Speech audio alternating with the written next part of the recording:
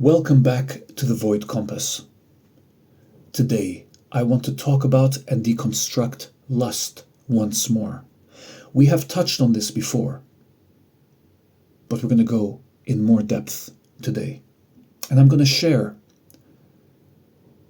a powerful ally that you have on this journey that can assist you to get past this major challenge and sticking point on your journey. Now, if you've had a typical experience the separation, the dark night of the soul, the ego death, the longing, the grief, I'm almost certain that you have also experienced the deep and ravenous lust that has many a time taken over your body. The lust towards the twin. Now, I'd find it very hard to believe if I looked at you directly, anybody who's listening to this video, who's on this journey, and asked the question, do you know what it's like to lust intensely after your twin? I'd find it very hard to believe if someone looked me dead in the face and said, no. I think we all know what that is.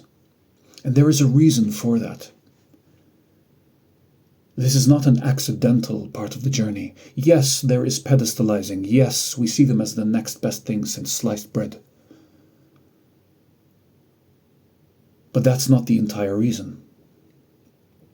There is more. So let me explain something here to bring some clarity, because we've touched on sexual transmutation before.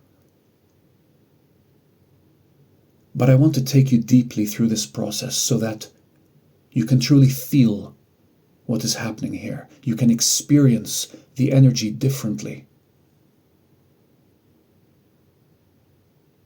So let's take the typical experience. You are in pain, you are in suffering, and you experience the sense of longing towards the twin. This begins to manifest in different ways, but one of those ways is a sexual longing for them, the desire to be close, the desire to experience intimacy, to feel their body, to feel their warmth. You begin having all sorts of fantasies involving them, which lead to powerful physical expressions. Going to use code words here. And once those physical expressions come to a natural conclusion, you are left feeling hollow and empty with even more longing than before. It's quite a cruel game, but it does not have to be this way. I want you to see this energy differently. So here is the powerful ally I'm speaking of. I want you to see that you're not alone on this journey. When you experience sexual desire, how does it begin? Where does it begin? I would venture to say that most people watching this video would agree with me. It begins at the root chakra. What does it feel like? Burning, pressure, and then more burning. It can feel like tension. Unconsciously experienced, what does the mind do? Because when we say unconscious, that means being in mind consciousness. What does the mind do? But label that as pent-up energy just waiting to be released through that specific nervous system pathway. Sexual orgasm. It guides you directly through. How does it begin to inform you? that this is the pathway that you're going to take. It draws on all sorts of sexual fantasies that are appealing to you based on whatever you have experienced in the past, based on your desires, based on your natural proclivity for certain experiences over others. And so it will color and fashion a fantasy, oftentimes involving your twin, fulfilling those roles and those activities that are the most stimulating to your nervous system. And there you are. The pathway is complete. You enact and take action upon this sexual fantasy and move towards that singular goal. That's the typical experience. It's located down here, in the lower 2 chakras. So how can we experience this differently? How can we see this for what it is? What if I told you that when that feeling arises, it is an extremely intentional part of the process? It is attempting to work with you. Now, a lot of people who are consciously aware of this energy buildup and are aware that lust is not the pathway forward towards inner and outer union, they do their utmost to suppress lust, to fight it. It becomes a threat. That sensation becomes a threat. And there is a natural fear that is associated with that sensation. There is a feeling of, oh goodness, this has come to disturb my peace. I was doing so well. This is a form of suppression, of denial of self. This is not a fight against lust. We are not in a battle with it. We are learning to view the energy differently. So, as I was saying, what if I told you you don't have to experience the energy as a disturbance or a nuisance or a threat? What if that energy was your ally, helping to bring you into inner union? Let me explain. If we don't view this energy as purely sexual energy, if we do not label it as such and choose to express it as such, and instead view it as Kundalini energy, that coiled serpent at the base of the spine, attempting to rise up through your chakra system to reach its destination.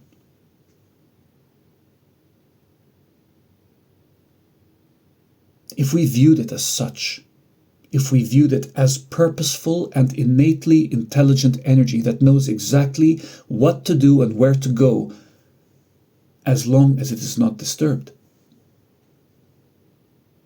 if we viewed it as our ally, there to help us reach inner union, how differently would we actually experience this energy? So, when you feel that burning sensation, rather than saying, oh no, here we go again, I'm about to enact the same patterns, what if you reframed that? What if you spoke consciously to it and said, I feel you, I acknowledge you, you are coming up to assist me, I welcome you, I want to do this work.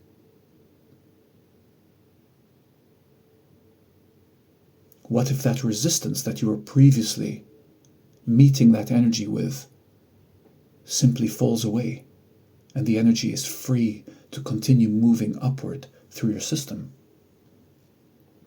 Because I've said this before in that previous video, allow the energy to come up.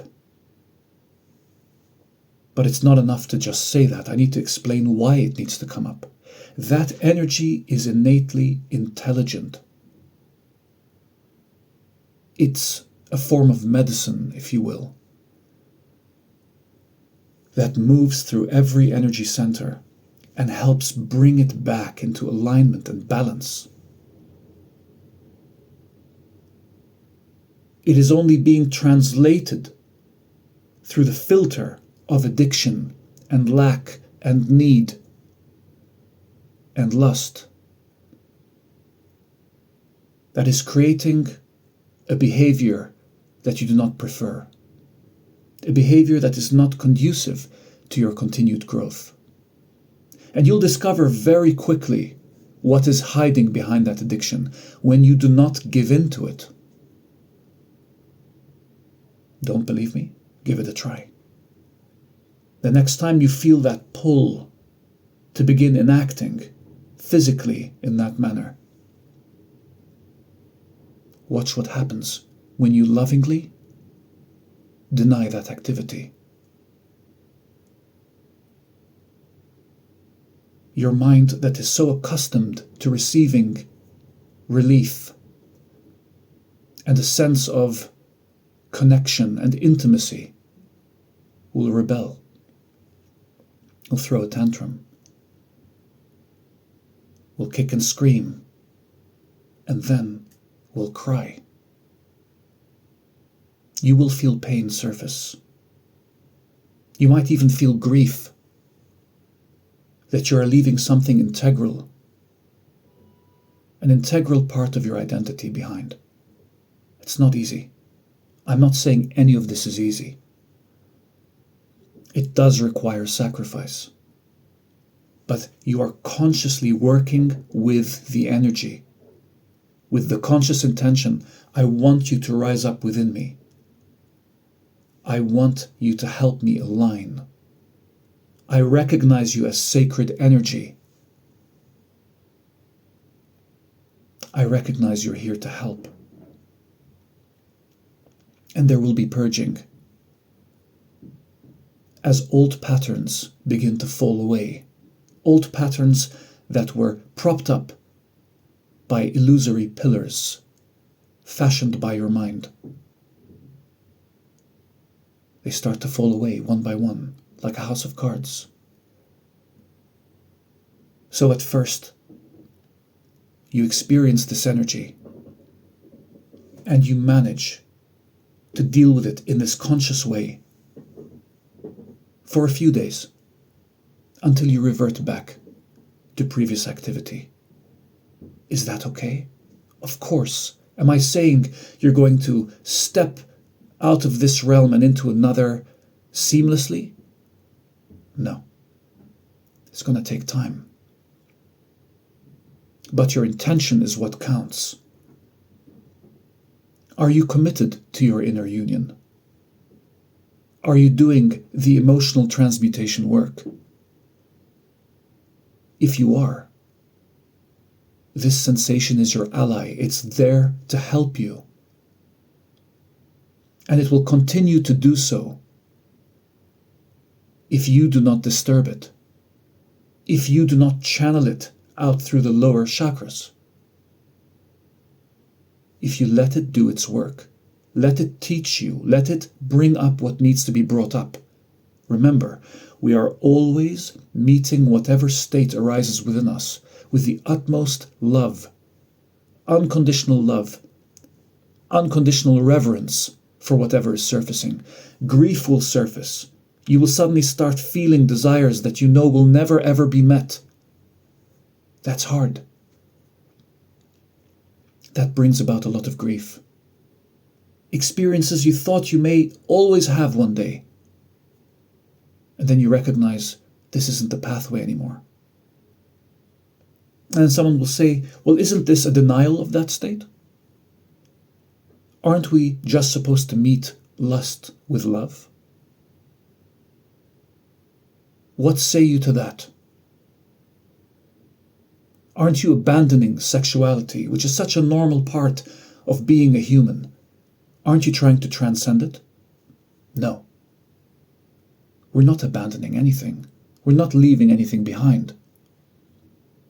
What we are doing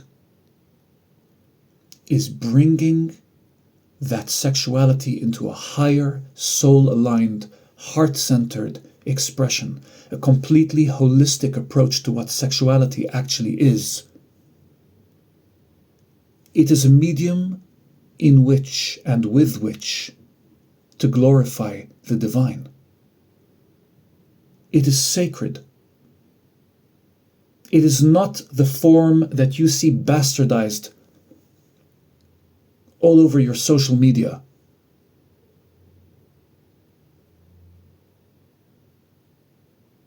Or through your movies, or through other kinds of movies that I shall not mention. That is not sexuality. That is a crude and stripped bare form of sexuality that only focuses on the physical. So we are not denying sexuality, we are bringing it up so it can be whole, like we do with every other aspect of ourselves. It surfaces and we combine it with unconditional love. We welcome it home. But we're still transmuting it, are we not?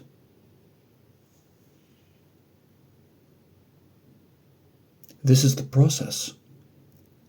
This energy is there to help you. When you feel that burn in your root chakra, do not push it away. Do not fear it. It is there to help you. It knows what it is doing. It wants to move through every energy center and purify and balance and help you purge and help you become intimately aware with everything that needs to be transmuted.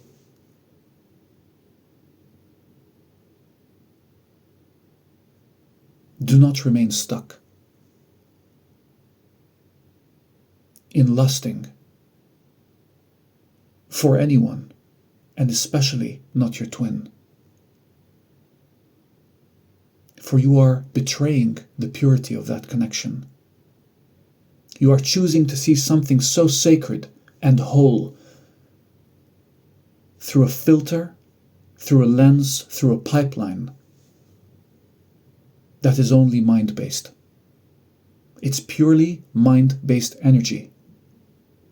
Lust does not come from the soul.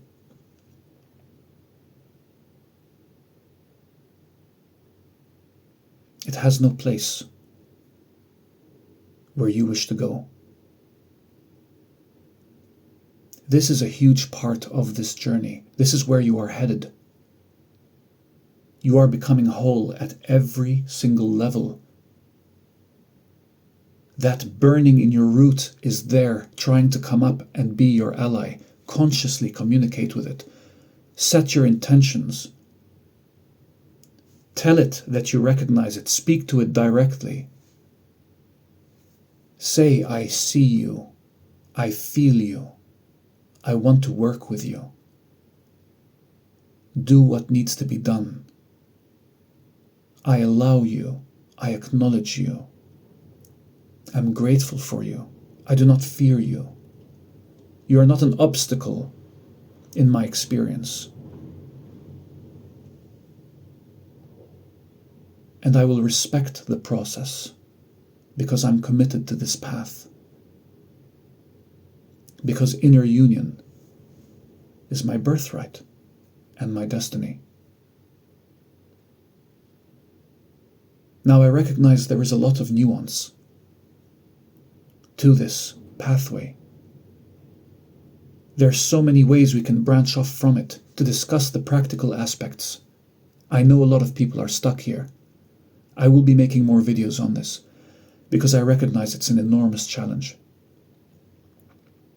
If you feel you need more individualized support in this aspect of your journey or any other, you know where I am. Reach out to me and we'll work through it together. The details are in the video description, as always. I'm going to leave it there, but I will see you next time on the Void Compass with more.